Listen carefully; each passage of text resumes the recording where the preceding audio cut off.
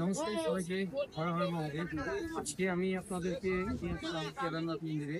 তো মন্দিরটির পেছনের দিকে আমরা যখন বেরোচ্ছি হচ্ছে ভীমশিলা।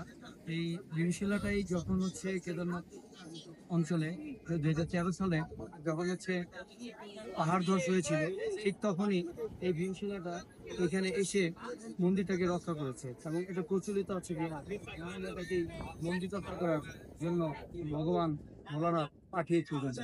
তো এই ভীমশিলাটার জন্য সবাই এখানে পূজা করছে এবং ভীমশিলাকে ঘিরে অনেক মানুষের ঘটনা রয়েছে। যেমন এই ভীমশিলাটা মন্দির রক্ষক এবং এটা ভগবান কেদারনাথ বাবা মহাদেব সেটাকে এখানে তার ঐশ্বরিক ক্ষমতা দিয়ে এখানে পাঠিয়ে।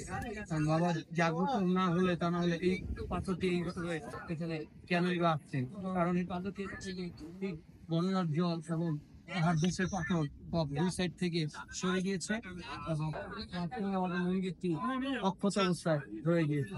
জল ঘরে ঘরে মহাদেব।